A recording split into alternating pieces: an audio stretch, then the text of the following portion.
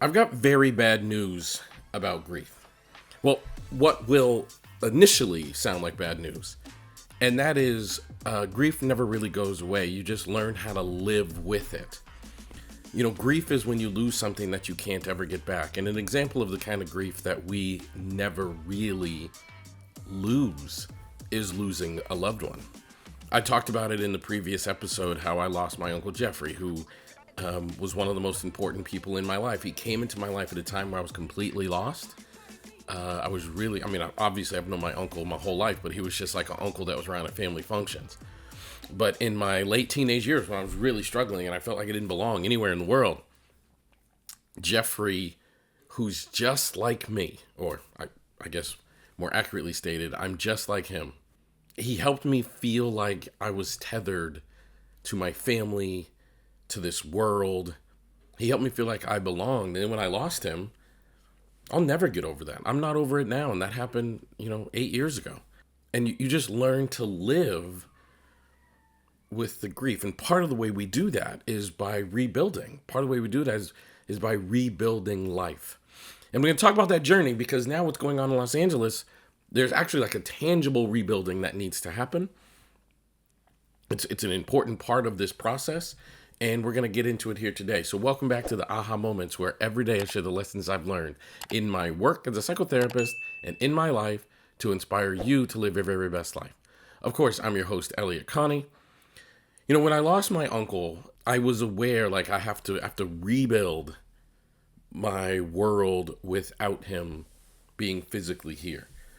I had never, ever lived a moment on this earth without my uncle. And after that moment of kind of connection where we're really bonded and realized that who we were to each other, I had never taken a step on this planet without that man as a part of my life. Literally not one step. And now I got to learn how to live forever without him being physically accessible to me on this planet. And that was daunting. I remember thinking, I'm not ready for this. I'm not ready to live on this earth, on this planet, in this lifetime without Jeffrey. But I had to do it anyway. And I think about that as I think about the people going through what they're going through here in Los Angeles. Like, I'm sure they're not ready for this. They didn't ask for this. They were just kind of living life. And then boom, like this stuff happens. It's been 6 or 7 days since the first fire.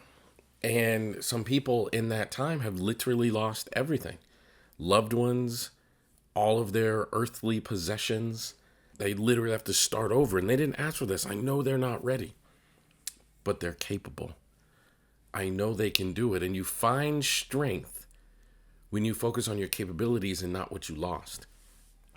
I found my strength after Jeffrey passed by focusing on what he gifted to me and realizing the gift lasts forever, even if the physical experience of Jeffrey doesn't. I still struggle with that to this day, by the way, but I do know the gift lasts forever, even if the physical experience of being around my uncle does not. And some of you, like, you created memories in those homes, you created memories in those spaces, and you're grieving in an understandable way. Like, in a way that makes sense. I get it. You're supposed to.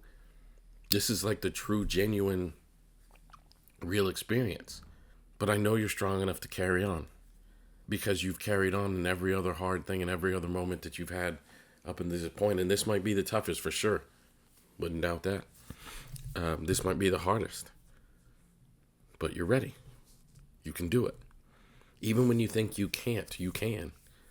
You find the strength to carry on by remembering everything you've gotten up until this point wasn't by coincidence either. If you were strong enough to build that home, if you were strong enough to build that life, then you're strong enough to rebuild all of those things. And again, it might literally be the hardest thing you've ever done. But it's in you. And you honor the past by the way you move forward and conduct yourself in the future. So as those of you in Los Angeles listening to this, or anywhere dealing with grief, just remember you are strong enough to carry on. And you find that strength in the legacy of everything that's come before. Thanks for being here. If you wouldn't mind doing me a super huge favor, I would love it if you would share this podcast with at least one person in your life that you think could benefit from hearing this message today. And also, don't forget to subscribe on Apple Podcasts or anywhere else you listen to your podcast. And also follow me on all of the social media platforms: Facebook, Instagram, Blue Sky. You can search for my name, Elliott Connie, or at Elliott Speaks. That's my handle across all platforms. Can't wait to see you tomorrow.